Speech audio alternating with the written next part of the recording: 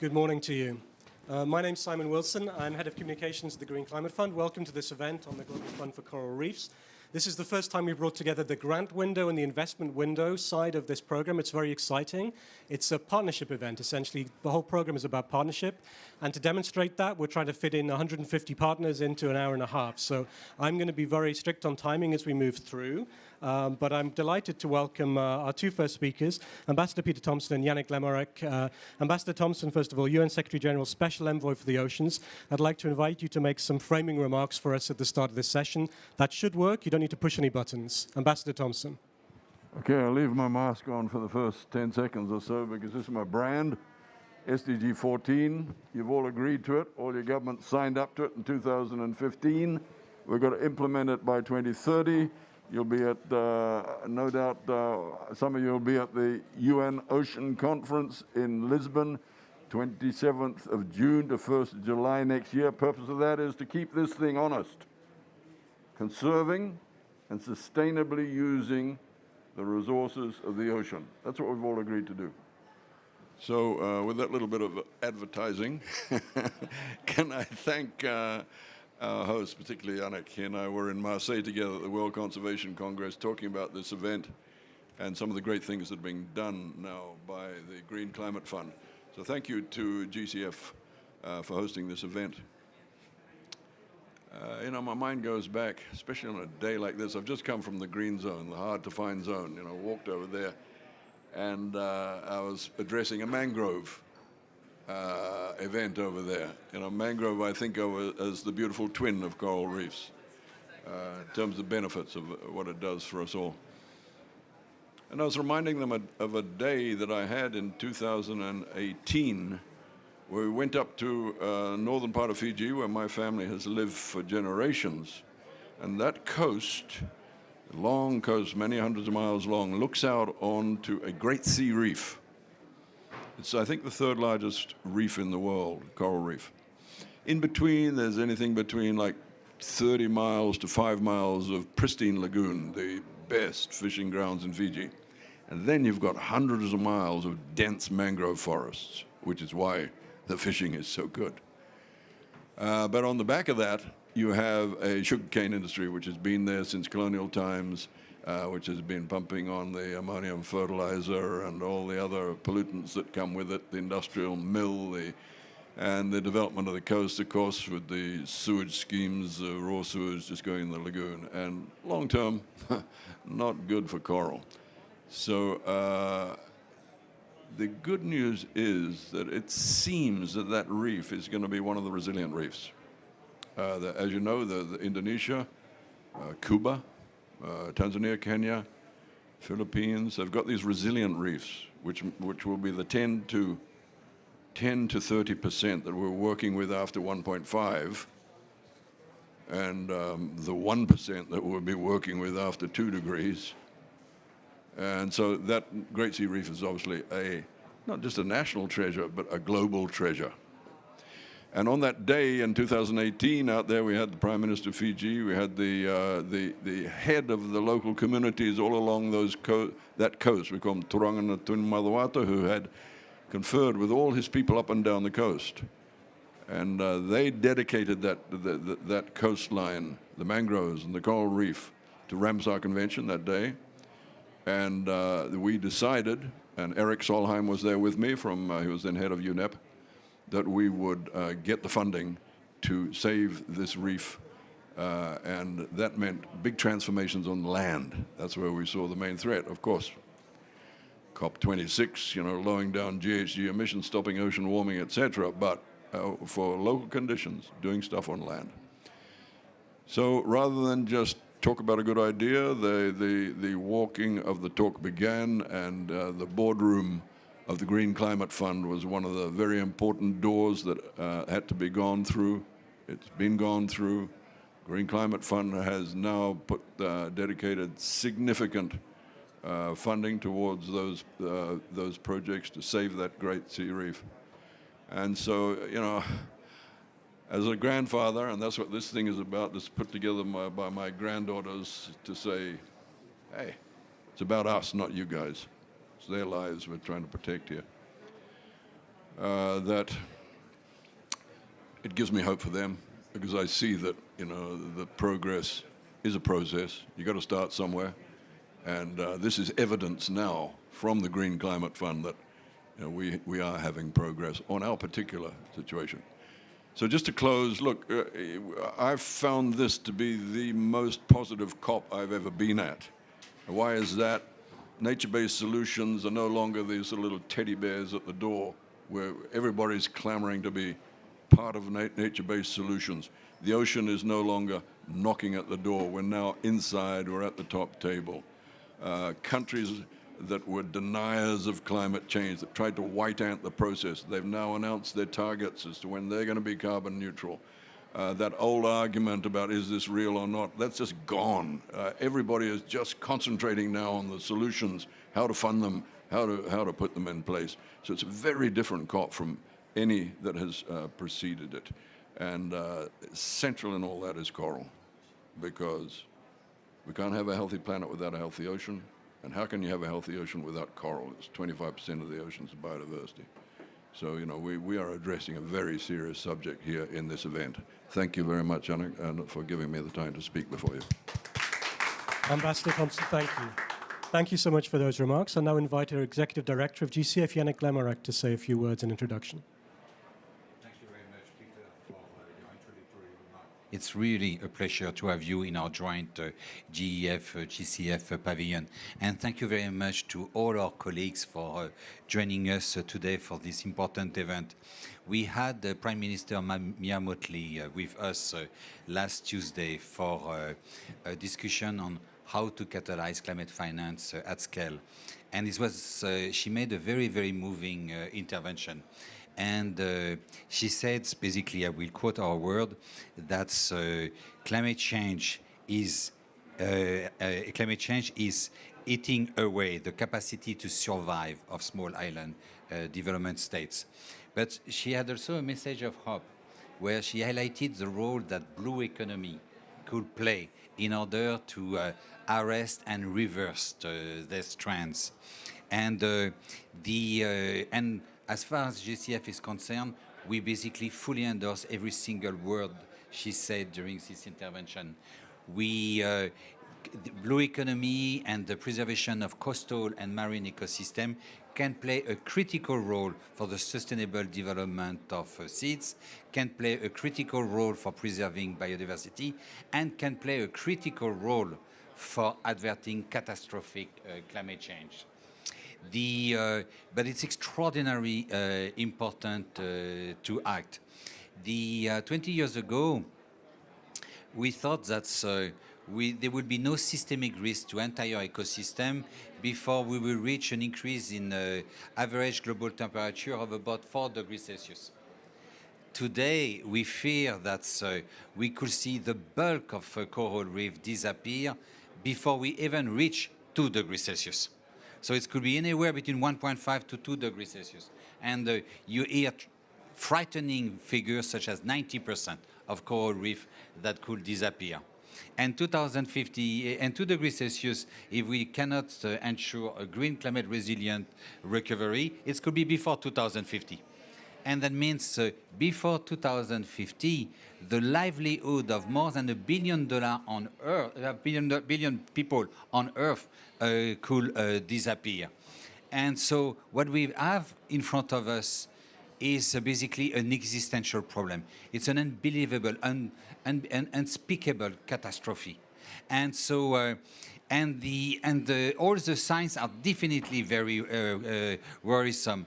The 2020 report on the status of coral reefs basically told us that between 2009 and 2018, we have lost 14% of coral reef. That's the equivalent of the Great Reef Barriers of Australia. So we need to scale up action for the against climate change, action for preserving coral reef. And this requires quite a lot of finance.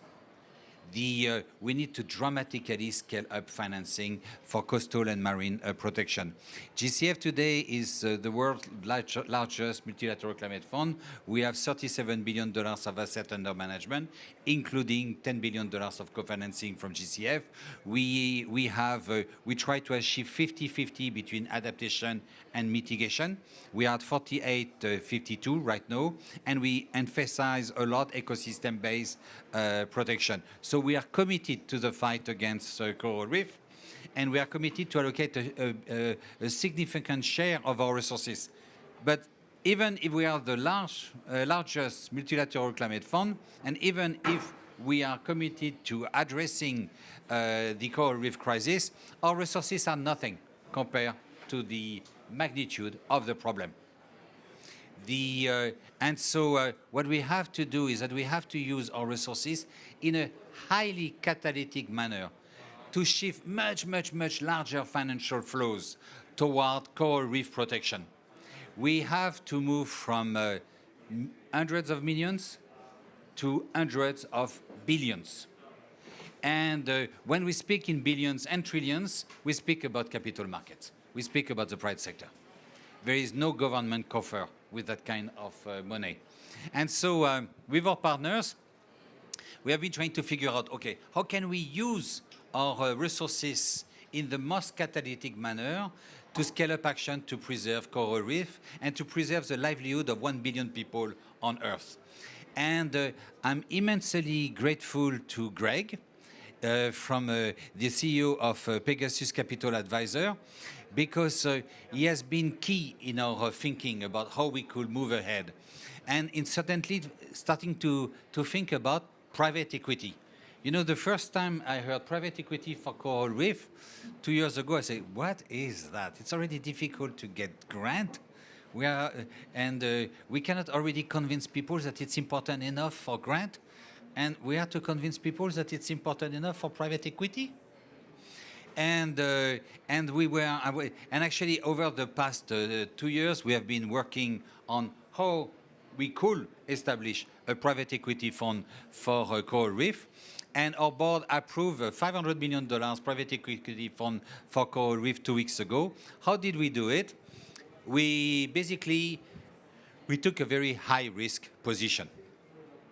GCF is serving as the anchor equity investor. We are the first to put our money on the table. GCF is serving as the first lost equity investor. We are the first to lose our money if something goes wrong. And GCF is serving as a main fund closer. For the first close, we will be the dominant investor. It's the maximum amount of risk you can take when it comes to a private equity fund. And we decided to take this huge amount of risk because we knew that if we were not to take this risk, we will not convince senior equity investors to come on board for this highly innovative initiative.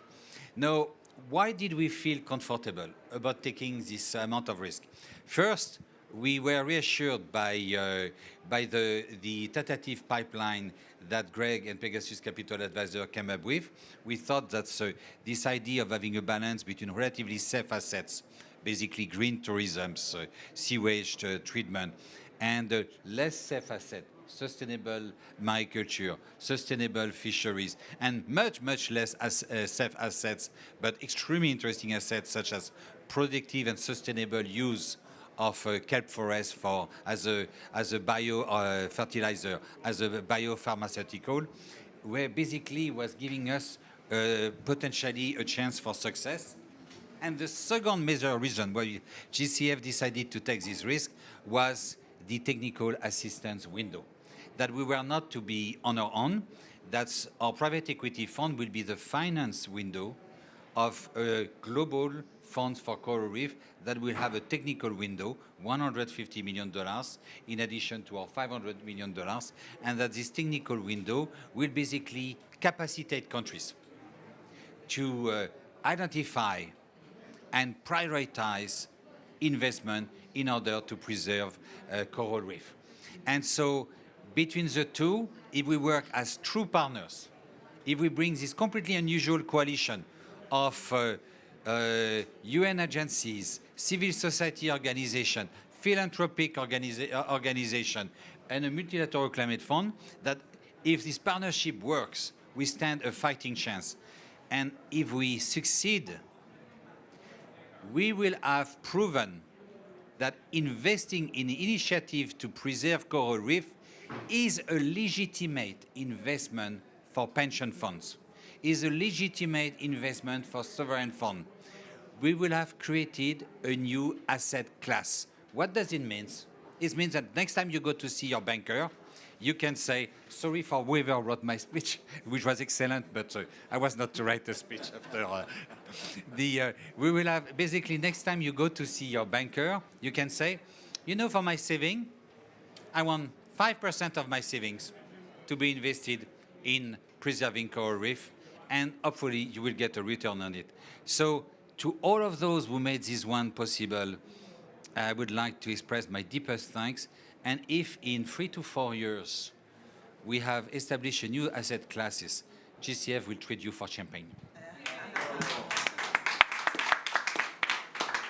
Thank you. Thank you so much, Yannick. Thank you so much. We'll make sure we recycle the speech and get some use out of it. Can we now see a very short video just to show the background to the fund? I think we have a 1-minute video to play.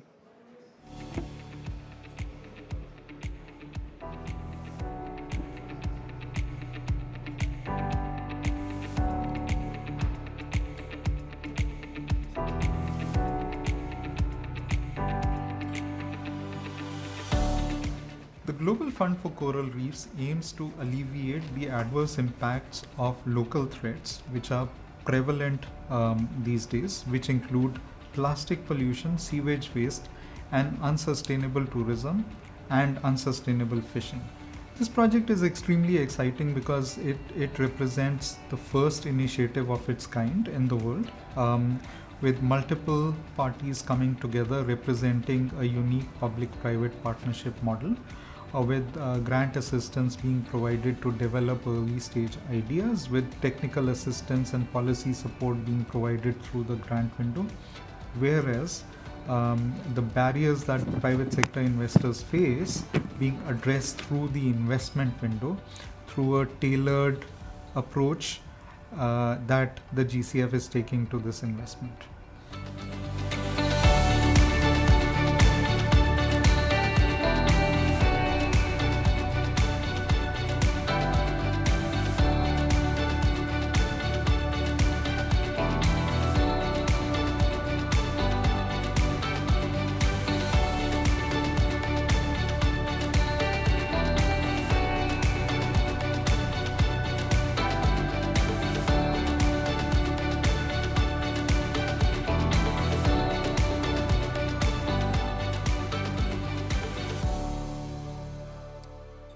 Thank you very much. Thank you. I'm now delighted that we're joined online, virtually, by the Executive Secretary of the Convention on Biological Diversity, Elizabeth Marima.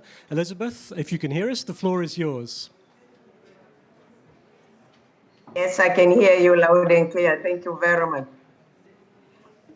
Many thanks for the invitation to this important event, and apologies for not being there with you in person.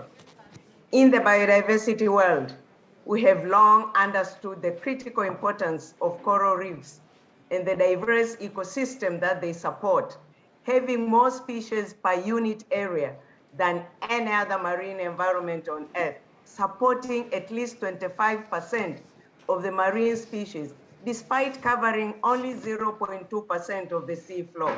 Unfortunately, coral reefs are rapidly sounding their alarms as they face ever-increasing synergistic pressures from ocean warming, pollution, and habitat degradation.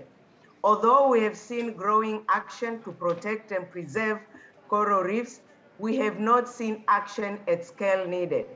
Furthermore, the drivers of coral reef degradation are still increasing. Of course, we need to protect coral reefs through well-managed protected areas, but we also need to look beyond just conservation, recognizing that coral reefs are the center of the complex socio-ecological systems and support social, cultural, and economic well-being.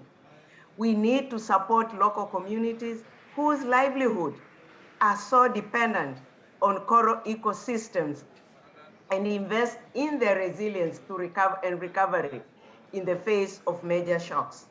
We need to empower these communities to be able to fully take up the mantle of coral reef stewardships. We also need to invest in the restoration of reef ecosystems through adaptive approaches and new technologies. In this regard, it is encouraging to see the fund taking the multifaceted approach to achieving its objectives. And thanks to the Green Climate Fund for further supporting it. We already have many solutions at our fingertips. We know of the Earthshot Prize-winning Coral Vita program that aims to scale up coral growth, and replanting shows us that great potential to restore coral reefs can happen. We know of the Green Fins initiative, which works to support use of environmental guidelines for diving and snorkeling companies in tropical areas, shows us clearly valuable approaches to transition to sustainable tourism. The TIDE program in Belize, which trains young local people on how to research and monitor coral reefs, shows us the power of investing into the local community. These are just few of the many solutions that can be made up to scale. Currently, the Convention on Biological Diversity, the parties are developing the post-2020 Global Biodiversity Framework, which contains a new set of global goals and targets for biodiversity to be adopted at the second part of the Conference of the Parties later next year. This framework will need to elevate our collective ambition for conservation and sustainable use of biodiversity. And major investments will be needed if we hope to be able to achieve the goals of the framework. Therefore, the Coral Fund, the Global Fund for Coral Reefs, comes at the perfect moment as parties truly need support to live up to the ambition needed to reverse biodiversity loss. By aligning its work to the goals of the post-2020 framework, as well as the Climate Convention and other relevant processes, the fund will be a powerful tool for implementation, for tracking progress towards global goals and targets, and for elevating awareness of our collective goals for future with a healthy and robust coral ecosystem. As we move forward in scaling up implementation, including through the fund, we also need to keep our focus on those local communities who are stewards of the coral reefs and ensure that depriving them their livelihood, these efforts will not contribute to their long-term well-being. In closing, I call on public and private sectors to contribute to the fund and urge governments and other stakeholders to make best use of this fund in order to catalyze lasting impacts on the ground. Thank you very much. Thank you so much, Madam Executive Secretary. Thank you for joining us today. Yannick mentioned the range of partners, including philanthropies. I'm now very pleased to be joined virtually again by the Managing Director of Policy and Government Relations at Vulcan, representing the Paul G. Allen Family Foundation, Chuck Cooper. Chuck, if you can hear us, then please, I invite you to say a few words. Yes, thank you very much. As chair of the executive board of the Global Fund for Coral Reefs, it's an honor to participate in this event. On behalf of the Global Fund for Coral Reefs board members, global team, and coalition partners, I'd like to thank the Green Climate Fund for its generous support, which will unlock coral reef positive investments and empower local communities who depend on them for their food security, livelihoods, and coastal protection. I'd also like to thank our Global Fund for Coral Reefs partner, the United Kingdom, which, as the host of COP26, is putting nature at the heart of the conference and prioritizing the conservation, restoration of coral reefs and related ecosystems. Thank you also to Canada, which joined the UK, France, and Germany as a government donor earlier this week with an announcement at COP26. At the time we held the first planning workshop for the Global Fund for Coral Reefs back in 2018, We knew that coral reefs were experiencing the greatest extinction risk of any ecosystem due to climate change and other human pressures, including pollution, overfishing, and coastal development. We also knew that coral reefs were immensely important to 1/4 of all marine life and to the 1 billion people who rely on them. At the time, one key unanswered question was, why is the global response not commensurate with the threat? When we were looking at creating the Global Fund for Coral Reefs, one number really jumped out. Only 1/100th of 1% of climate finance was going to coral reefs, despite a CBD high-level panel's assessment 3 years earlier that, quote, climate change adaptation funds will be a key target for enhancing coral reef resilience and enabling social adaptation over the long term.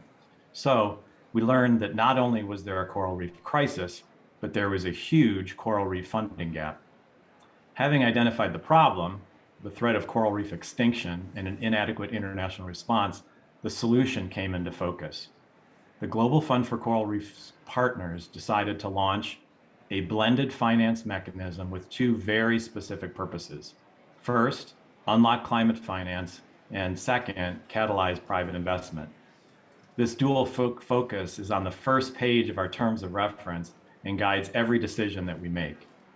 The Green Climate Fund's landmark investment of $125 million will significantly advance both objectives, unlocking climate finance and catalyzing private investment in coral reefs across multiple developing countries, including several highly climate vulnerable small island developing states. In June 2021, the IPCC and IPBES, the International Scientific Authorities on Climate Change and Biodiversity, found that the climate and biodiversity crises are inextricably linked through both common drivers and solutions, and that addressing these crises will require a fully integrated approach.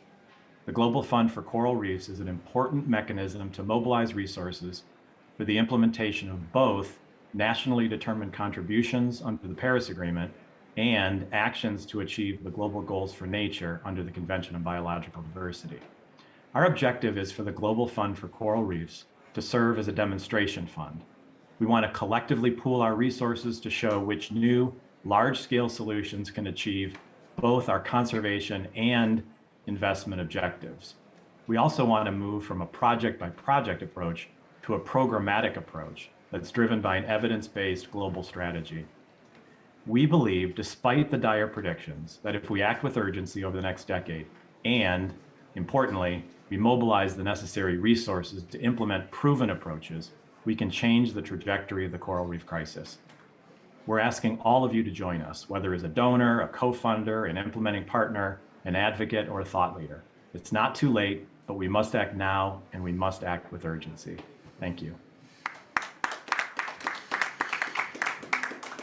Thank you so much, Chuck. Thanks for joining us today. So we've now heard about both sides of the program. We wanted to, first of all, before we move to the panel discussion, we wanted to shine a little spotlight on some of the national programs being developed. So I'd like to invite Shanique to take the stage. We're going to hear about the work in the Bahamas from Shanique Albury-Smith. But before we do that, Shanique, we're going to go virtually to hear about Fiji.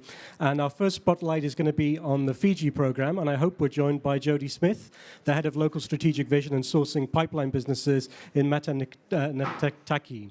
Jody, can you join us?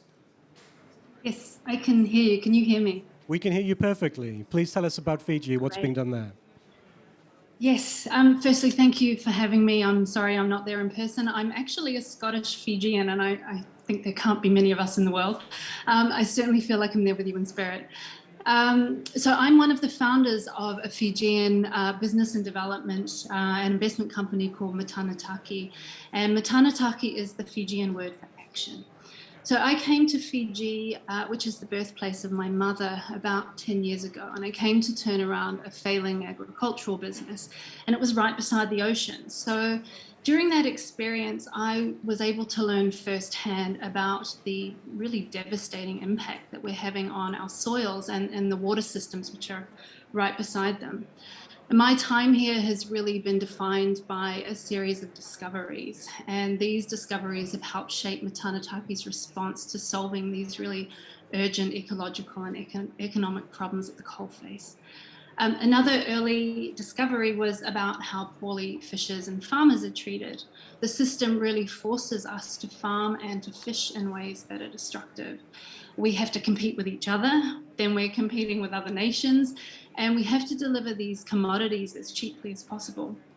And then really bizarrely, we're importing goods from overseas, so fruit, vegetables, fertilizers, fuel, even things like chickens and seeds and fish. And these are all things that we could and should be producing here. So my next discovery was that little has really changed since when my great-great-grandfather first arrived in Fiji. He came here 160 years ago from China. And he came here for commodities that are still being shipped out today. So trees, fish, and sugar, and they're still going out unprocessed and raw.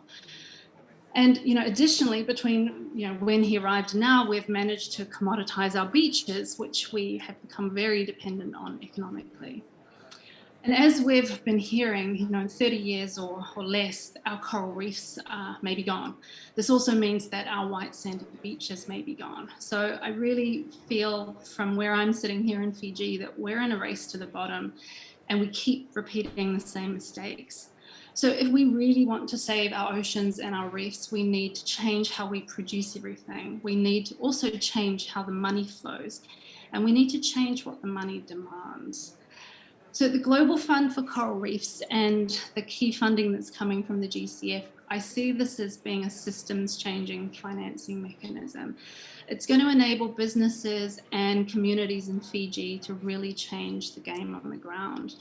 The fund will provide a platform as well as the risk capital for entrepreneurs to be able to dream big, but also to deliver big. And it's also going to provide grants that are needed to fund vital work, which are too risky for traditional investors. And crucially, the fund will also support us to localize. It's going to enable technology transfer, the building of local industry, which will enable us to create high value and low impact products and services. We're going to be showing a video shortly, and in that you'll see some of the investable businesses that we're undertaking in Fiji. We've actually got over 40 deals here. Some are as small as $500,000, some are as big as $40 million, and we're across a number of key sectors, so waste, fisheries, tourism, and agriculture.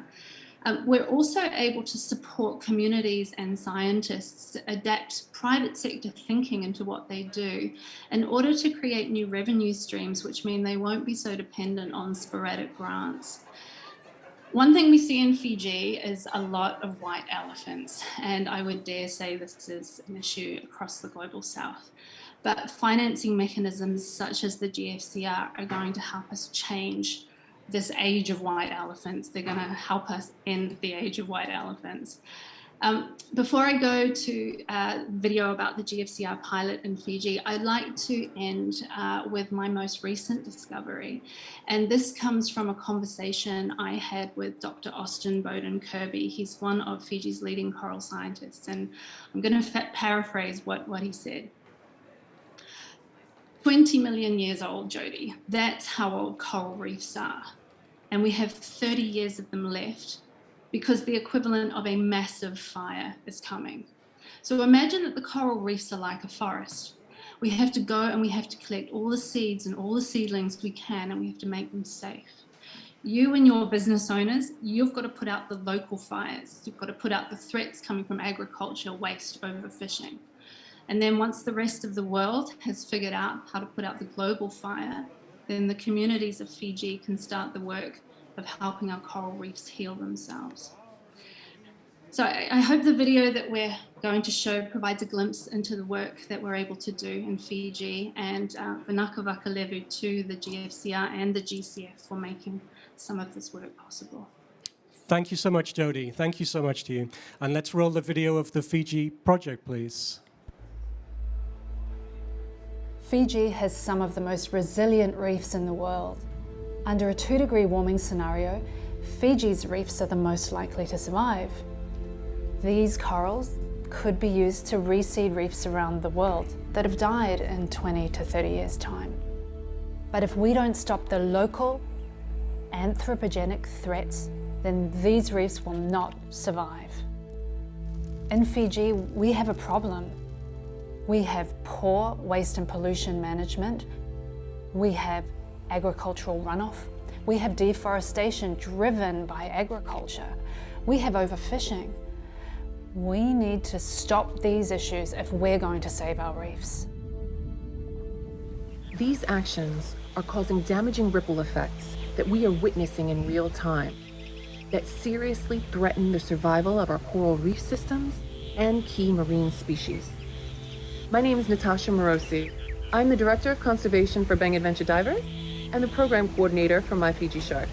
Our solution is to establish fully protected fish banks, allowing marine biodiversity to expand and to overflow. My name is Jodie Smith and I work with Matanataki. At Matanataki, we work with private sector businesses who can bring about transformational change to the environment and to Fiji's reef systems. In Fiji, our waste has not been managed properly historically. Most of our dump sites, they sit on the coast. They sit on mangrove.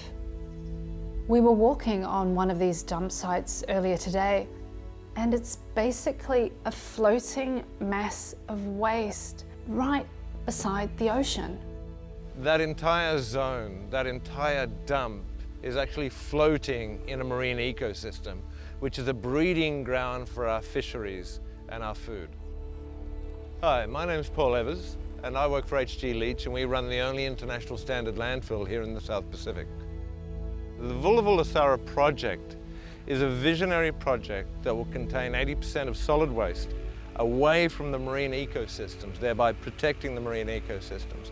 We will upcycle 80% of that waste, especially plastics, back into the circular economy in the South Pacific.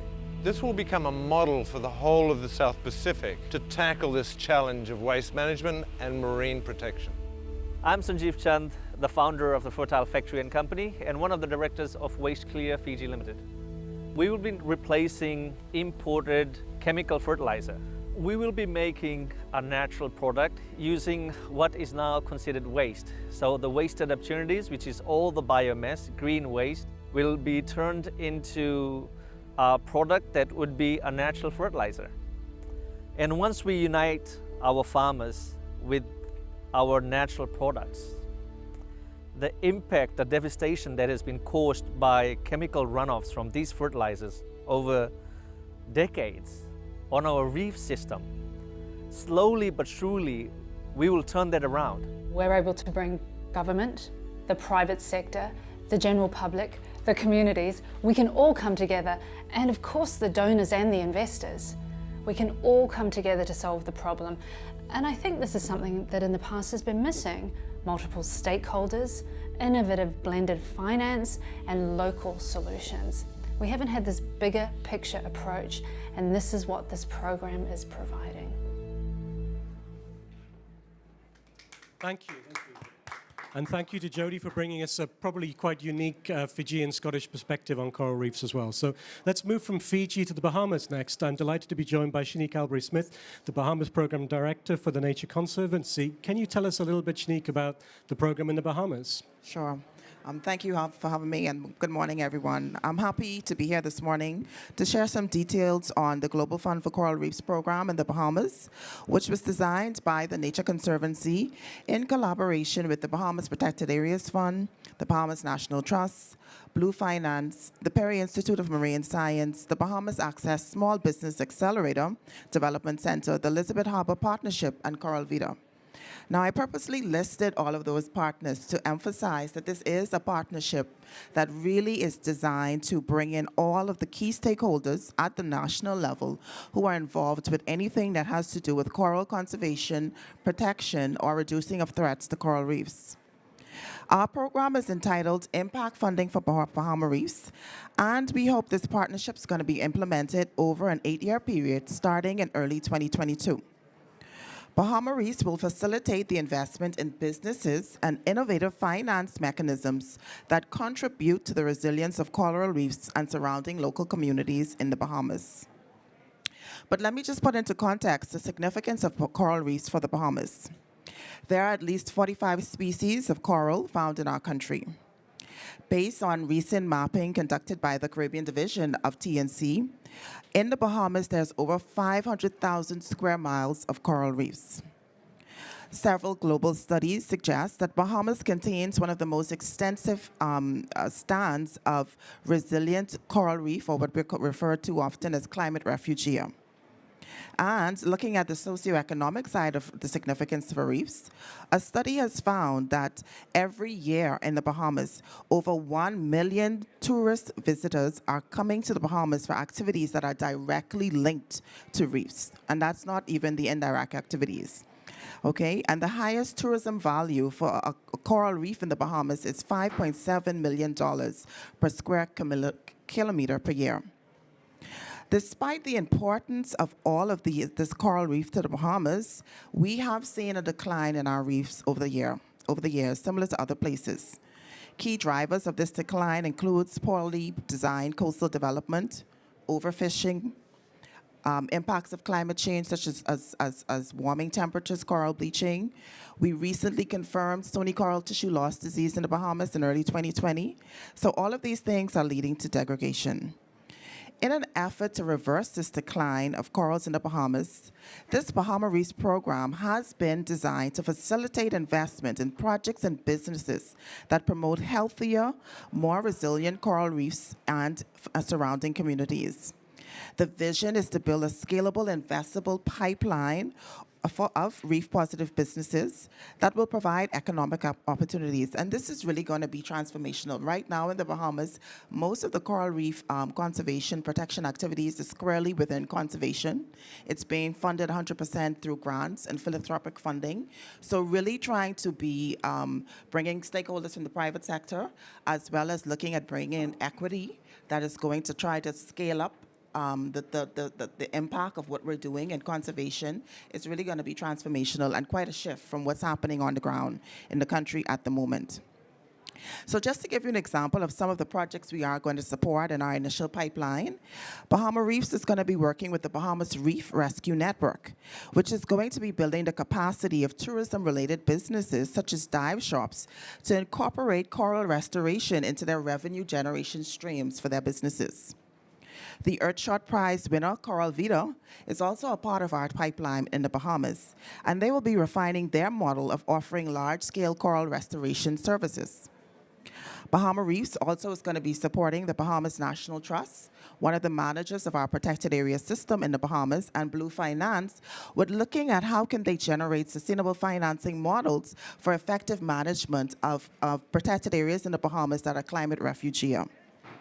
We're going to be working with another group, the Elizabeth Harbor Partnership in Elizabeth Harbor, which is one of the most busy harbors for boating traffic in the Bahamas, to install a mooring field as well as offering pump-out services for boats. That doesn't happen at the moment, in an effort to improve water quality and to reduce damage to reefs and seagrass beds in the harbor.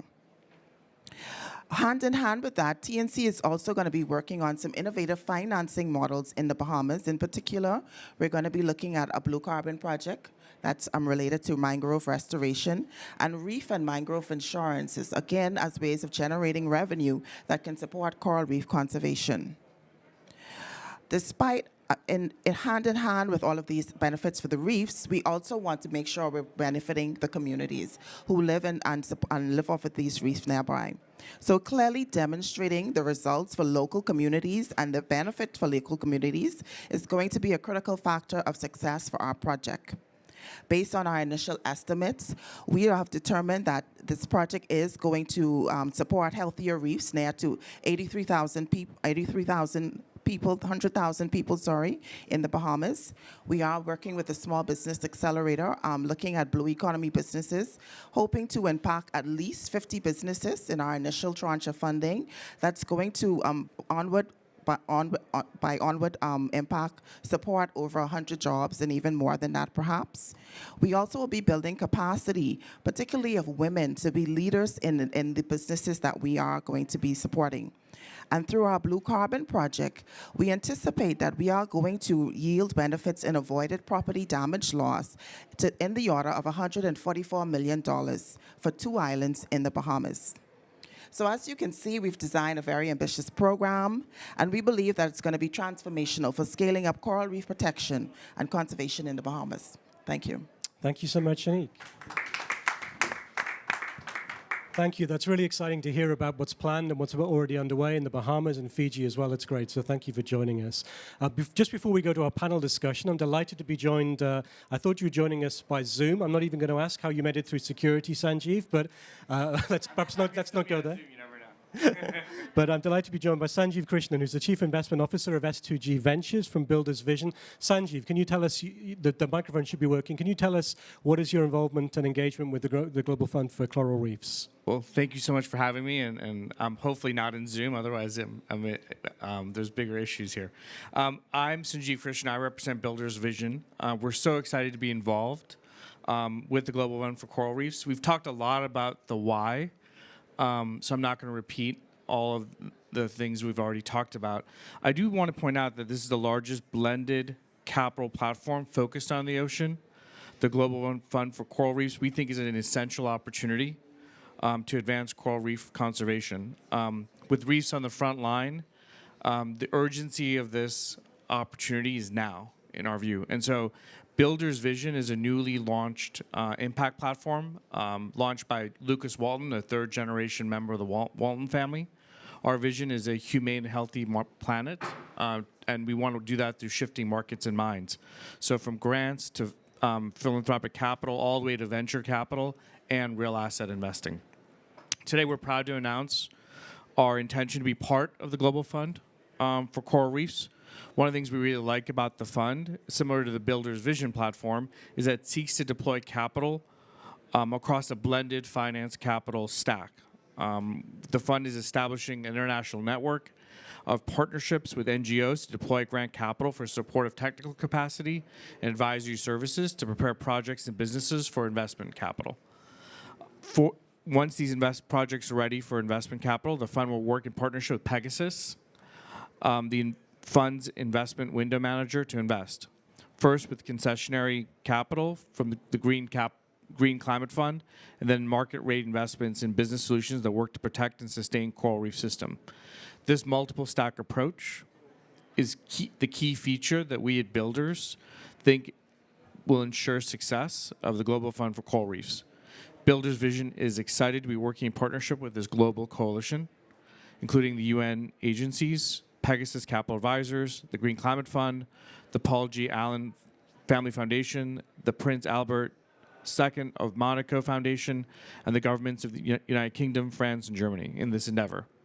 We encourage other private investors and philanthropic partners to join in this effort to close the coral reef funding gap. Thank you so much. Thank you, Sanjeev. Thank you. Thank you and welcome. It's great to have you on board. Thank you for that announcement. That's wonderful. Sanjeev, I'm going to ask you now, along with Shanique, you're liberated from the stage. Thank you both very much. Can I invite our panelists to come onto the stage now, please, for the panel discussion? So I'd like to welcome, we have Priti Sinha, Executive Secretary of the United Nations Capital Development Fund. We have Professor Gideon Henderson, Chief Scientific Advisor for UK Government's DEFRA.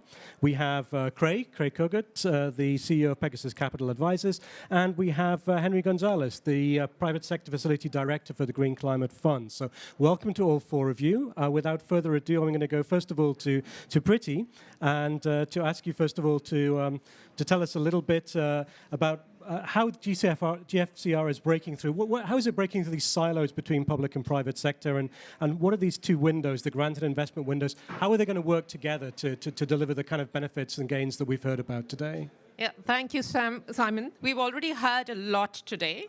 So let me try to now get into a bit more detail here. So as you've heard, and I'm going to repeat some of the numbers, the coral reef ecosystem impacts 1 billion people. It also provides up to 10 trillion in vital ecosystem services that the oceans provide us. And it's about 25% of marine biodiversity. So having heard all those numbers, 3 UN agencies decided to come together. So that's the UNDP, UNEP, and then my agency, which is the UN Capital Development Fund. All of us working together, we began to build the beginnings of this fund. And what this fund represents, and I'm going to try to break that down, there is a grant grant window of 125 million. We hope that will grow if needed. And then comes the investment window, which is now 500 million, which has the GCF 125 and the Pegasus, the other on top of that. So 375. So this is the whole structure. Now I'm going to focus on the grant part, because what we are doing there as the UN Capital Development Fund, we are using this grant money to really help build this ecosystem. So now I shift to what we heard from the Bahamas and Jody from Fiji. So we are on the ground. One strength of the UN is to be on the ground. Our colleagues are there. And we are very much associated with the countries. Countries are the most important partners for us. So we are helping build the enabling environment, helping seed some of the entrepreneurs, helping all that horrible waste, that we saw, helping kind of attack that situation by really providing some instances of grants, but even concessional loans and guarantees to that incubation pipeline.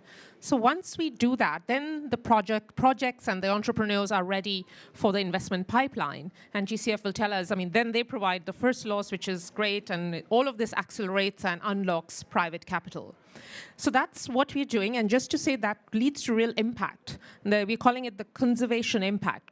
Conservation impact in the sense that this is a reef-positive investment strategy, this whole Global Fund for Coral Reefs. I'm calling it the only reef-positive investment strategy. And it's also addressing the coral reef funding gap, right? So I'm so happy to have all the partners here. I'm going to turn it over now to the next speakers who will give you more detail on the investment window. Thanks. Thank you so much, Preeti. Thank you. Let's go next to Gideon Henderson. Professor Henderson, thanks for joining us. We've heard about the role of states amongst other actors within this. Why is the UK involved? What's the nature of the UK's involvement in GFCR? Well, thank you for the question. Thank you for inviting me to be here. I must say I feel slightly uncomfortable here as a scientist with a scientific background engaging with a group of financiers, but it's such valuable work that's going on here with such ability to make a change. As a scientist, I'm certainly very aware of the damage that we have already done to coral reefs and the wider ocean environment through our activities, and the increasing damage that is being acted on them through the climate change that we're causing, and of course that we're here at the COP meeting to address both through mitigation and adaptation measures. But despite my scientific leanings in this area, I am happy to talk about the money, particularly from a UK government point of view. And I should start by mentioning the Blue Planet Fund.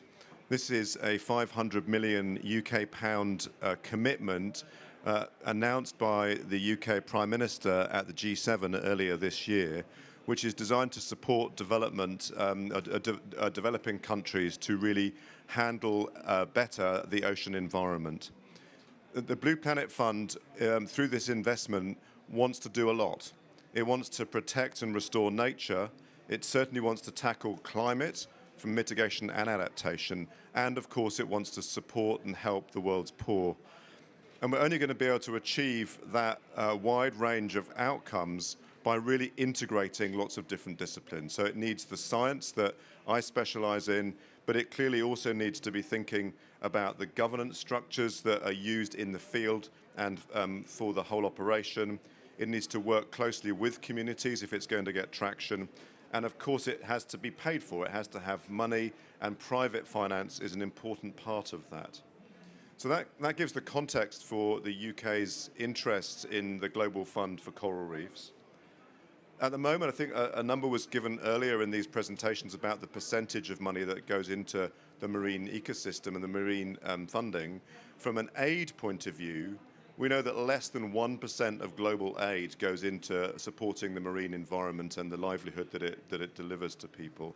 And that's something we really have to correct, and we certainly have to correct it for coral reefs. We've got to see more investment going into the coral reef environment. Why? Well, first of all, I think it's to anyone who's swum on a coral reef or snorkeled or dived on a coral reef, they're just wonderful. Aren't they wonderful environments? Aren't they inspirational and awe-inspiring environments? And I think as humans, we have a connection to coral reefs, which is very powerful. And there's a cultural attachment across the world to coral reefs. So we have to support that they have to recognize that and nurture it. But of course, there are all sorts of environmental and climate reasons why we also care about coral reefs, which we've heard about from the other speakers. So that's the reason we must do more. If we're going to achieve the more, we need to bring in both private and public finance. The blended finance model that is the underpinning of the fund is a fantastic platform to achieve that.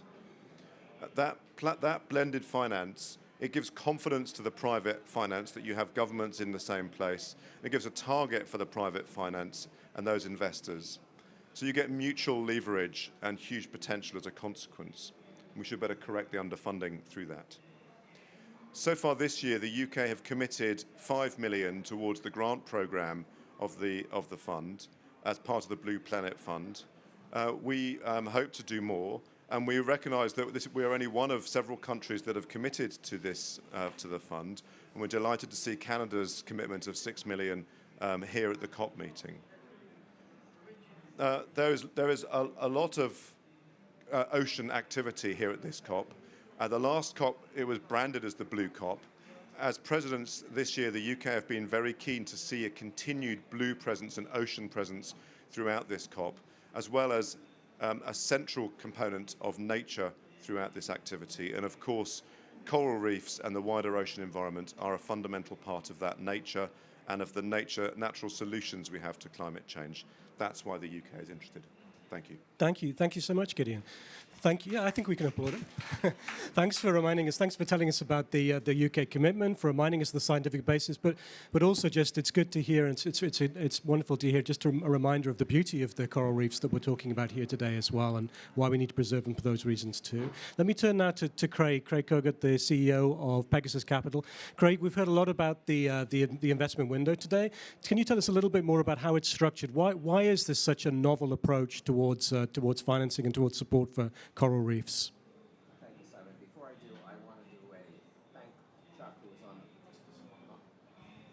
Try this one. Thank you. Before I answer your question, let me just first of all call out our other co-chair from Monaco on the Coral Reef Fund, who's in back, Prince Albert's Foundation, which, like the Paul Allen Foundation and Chuck, have been so wonderful. Sylvie, so thank you for everything. They were really, together with the UN, various agencies, the inspiration for this fund, and we've been both fortunate and take the heavy responsibility to come in and invest.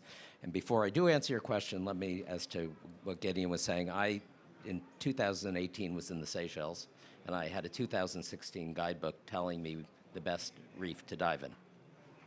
I got there was no reef. 2 years later, it was 2016 copyright.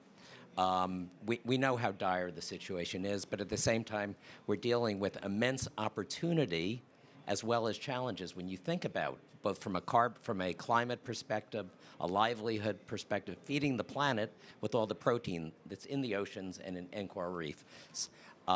So what we're doing here is, first of all, and by the insights, and Yannick actually did a better finance job than I can in describing what we do, what you're doing. The Green Climate Fund has stepped up and made possible by putting a sizable investment, which in and of itself as an anchor investor would be significant, but they've put up $125 million of a $500 million fund. Not only have they put up that money first, they've also said they get no money until other investors get 9% on their money and their money back. Then, beyond that, the Green Climate Fund gets their money back, but only a 3% return. So not only is it junior capital, first loss capital, it effectively helps subsidize the returns on the other investors. So it really is a landmark. Now, hopefully, we're not going to need that. I mean, the Green Climate Fund and blended finance should change. Maybe you need less money to do, but it's meant to inspire confidence in the private sector.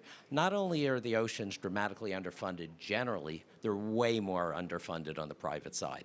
So as Chuck said in his talk, which this is a demonstration project, but with that we have to get it right. And there are people around this table who know we have to get it right. Because if we get this right, other monies will flow, and we won't have to do quite as blended a product. But the idea is to take science, which we know.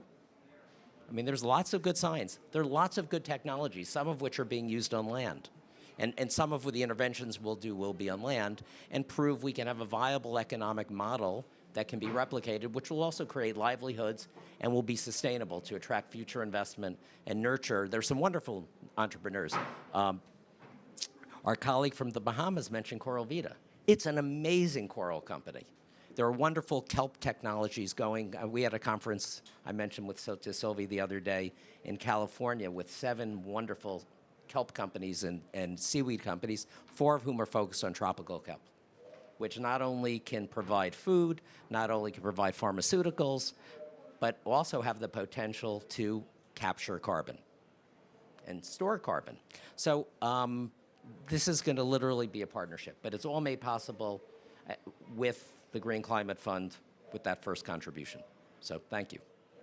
Thank you, thank you. Thank you, Craig. Let's turn then to GCF and turn to Henry Gonzalez, who's the Director of Private Sector Facility at GCF. Henry, as well as hosting this event here today, we've heard about GCF's role in the program. Do you want to complement what Craig said a little bit and talk about what GCF's role is within this program? Sure. Thank you very much, Simon, and my fellow panelists. I think it's extremely clear that partnership and collective action is what makes this fund possible, both on the grant window as well as the investment window. Maybe another important element is that here we have a very strong country-driven approach, and we really want to empower those that are the ones being vulnerable and feeling the most of these stressing situations of the reefs. This fund, with the partnership that we did with Pegasus, we are able to work in 17 countries that have given what we call the no objection letter. The GCF works with a country ownership, and all our programs have to be aligned with country programs, and hopefully also with their countries' NDCs in order to align the climate action with our investments. But the beauty of this mix of countries is that we have a lot of small island development states, but we were able to bring seeds from Africa, seeds from the Pacific, and seeds from the Caribbean. And I think this is extremely important because capital to flow to some of these regions is very difficult because the barriers of doing small ticket sizes or also the perceived high risk make sometimes these investments not possible. I think with Pegasus' expertise of building multi-country programs allow for this capital to flow to those countries in a correct way. We also have Latin American countries, we also have African countries, and we also have Asian countries. So here we have a very, I would say, diverse set of potential countries, and granted, the investments will go into those countries where you would have the best possible bankable projects and also where we're able to make the best investments. I think Yannick said at the beginning that this is a little bit of a proof of principle. And Craig said that hopefully later on, we will not be needing GCF's capital to attract investor. But I mean, we have a finite envelope of capital. GCF currently has $10 billion, as Yannick said at the beginning. About $3 billion of that is in the private sector. And the team that I'm very honored to lead, we are the ones trying to use our finite resources in a way that we crowd in private capital and that we're able to also innovate. This transaction is a 100% adaptation finance transaction. Which for us is very important to do more. Out of all the climate funding flows, only 5% is in adaptation projects. And as has been mentioned, a very small part of that is into oceans. So this is a great opportunity for GCF to really present a demonstration opportunity, not only on the structure, not only on how we were able to bring the countries, but it's also multi-sector. It's trying to address oceans, ecotourism, waste management, infrastructure. So it's also an opportunity for us to work along all of those things. Now, we believe that this is a bundled offering where we do require the technical assistance and we also require the capital. And I believe also the technical assistance hopefully will enable a systemic approach in really strengthening the enabling environment around ocean and around the blue economy. Because I think that while we talk a lot about green economy or blue economy, is one world. And I think these things are intertwined. And nature-based solutions or ecosystem-based solutions have to be working together and find ways of really leveraging one another. So for us, this is a breakthrough transaction, and hopefully a little bit the beginning of an inflection point where we're going to be doing more adaptation, more things around ecosystem-based solutions, and hopefully working a lot more with seeds, African states, and least developed countries. Thank you, Sai, for the opportunity, and thanks all our partners. Thank you, Henry. Craig, you wanted to come back. I just want to clarify one thing in response to what Henry said. When I said, hopefully we don't need GCF's blended finance, we're going to need your blended finance, but maybe not in this manner. And with all the innovation you do, I don't want anyone to leave the impression that we're letting you off the hook. But what GCF has done here is really so wonderfully sponsoring such, as Sanjeev said, to such an innovative program. And it's a critical role. There are plenty of other needs for innovation, and GCF is really, I mean, I applaud all you're doing. So, and we're not going to be done with blending even here so fast. Thank you. Thank you, Craig. Let me just add as well, with this rainy day today, it's almost like when you're diving, right? But I wanted to take the moment to say SDG 14 today, and really also thank some of the other partners who are not on the panel here, but the UK government, Germany, France, now Canada, but also, as Craig pointed out, Sylvie there, the Prince Albert II Monaco Foundation. I had the pleasure of meeting him. He was here the first day of the World Leaders Summit.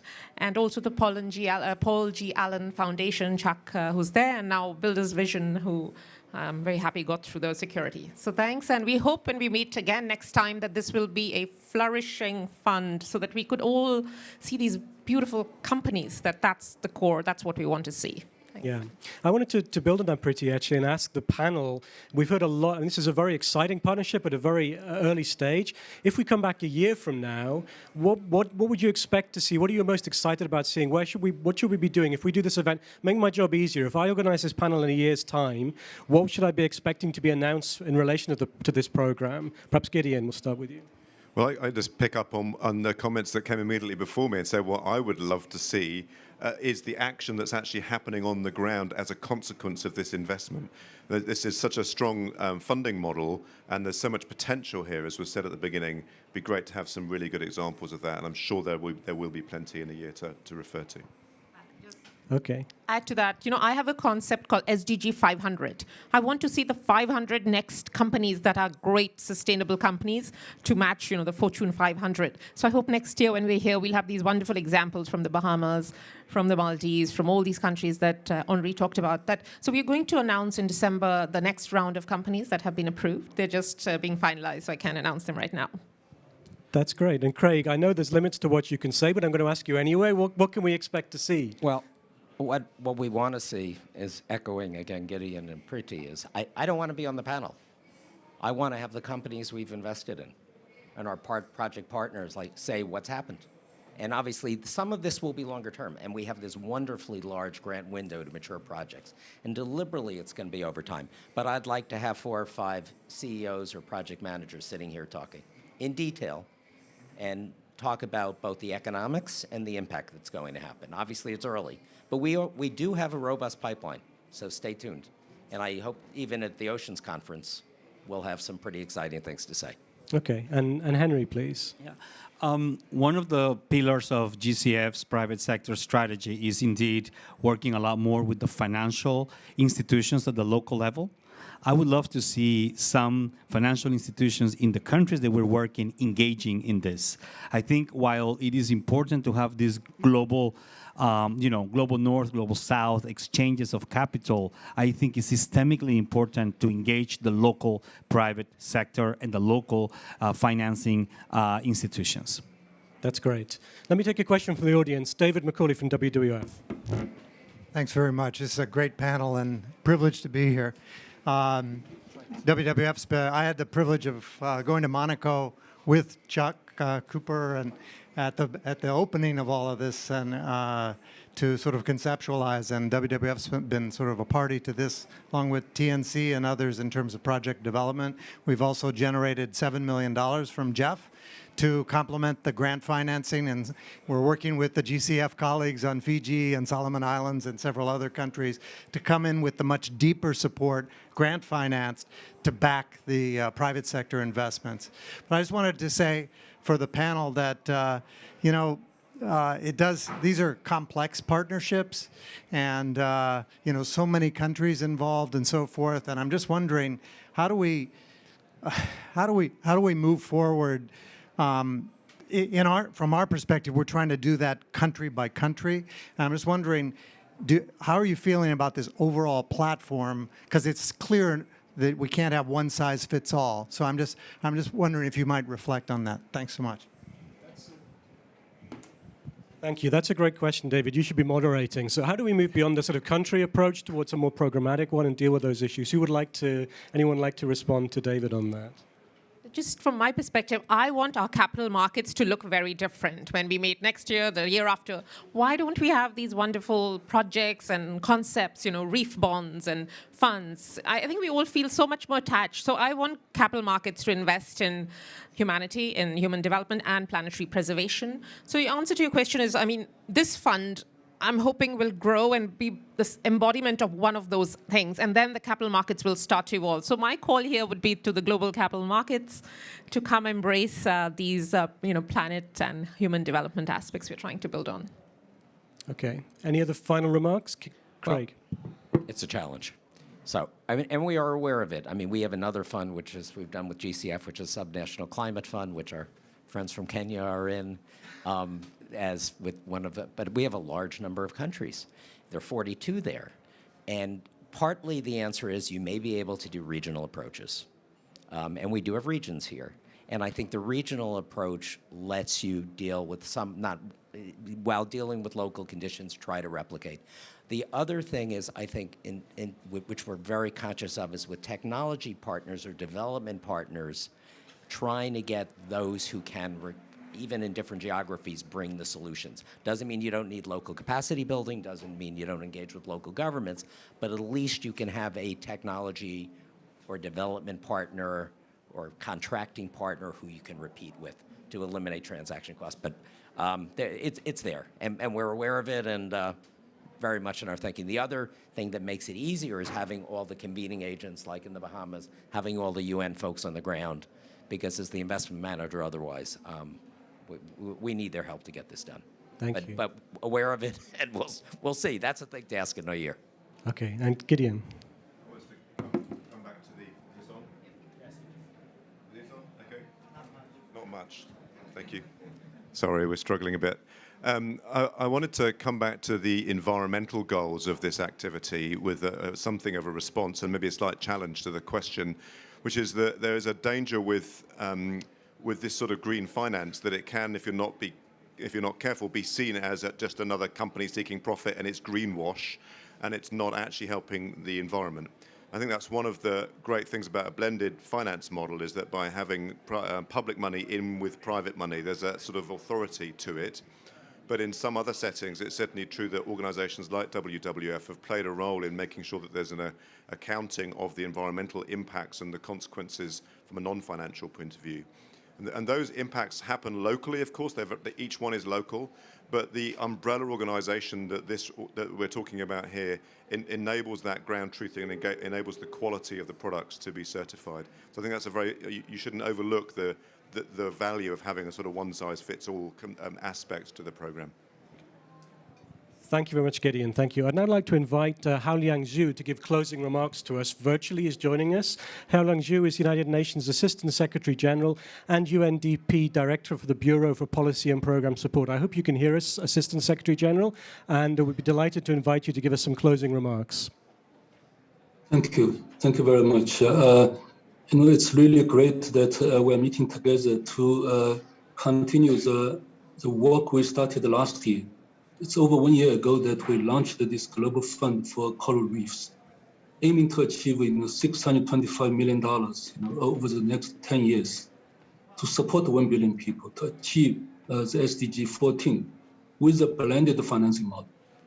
And I'm really happy to see the growth the fund has achieved over the last year. And we've heard so many encouraging examples of new financing and also new projects. So I will not really repeat what has been said. And what I would like to end is just on the image that I have as my virtual background. And this is a photo of the Jaco Island from Timor-Leste, where I served many years ago. And it is an untouched, pristine island ecosystem, and very small, 11 square kilometers off the coast of Timor. And when I had the opportunity, the fortune to do snorkeling, as the UK colleague said, and I was just mesmerized by the beauty of the corals and the bay. And to me, coming from China, I'm familiar with the fishing tanks, and it's really like a gigantic fishing tank with even small sharks, just nearby you. You can almost touch. But I'm not only impressed, by this, beauty of nature. I'm also impressed by the difficulties of our journey to get to the island, because along the way, through the communities, I saw the challenges of development, the poverty, the exclusion, the difficulty of access to water, to just simple roads. It took us to take a 4-wheel drive to tread through very difficult terrain to get to the coast. So this discussion just reminds me that really the communities, the ecosystem that supports their living standard, the aspirations for a better life, and also the global significance of this ecosystem, at the end of the day, are what we're talking about today, is what this fund is going to achieve. So let's work together, taking COP26 as an opportunity, a reminder of the urgency that we all face. And really, let's work together to achieve the goals that we set out to achieve. Thank you very much. Over to you. Thank you so much for joining us, Assistant Secretary General. Thank you to you. And thank you to all of our panelists. Just to wrap up, I understand that next year I'd like to bring everyone back except Craig, because we'll be replaced. Hopefully we'd hear more country examples like the one shared by Shanique and from Fiji around what's actually happening on the ground. We'd hear some more the next level down in terms of private equity managers and hear about the progress. It's great to be joined by so many of our partners in the audience here as well from all of the different sectors. So thank you to all of you. A big round of applause to everyone. And just finally, I wanted to send just a word of thanks to Nicole Trudeau from UNDP for pulling this panel together. She's with us virtually, but thank you, Nicole, for doing all your work in relation to this program as well. So thank you to all of you, and good luck. I look forward to hearing the results next year. Thank you.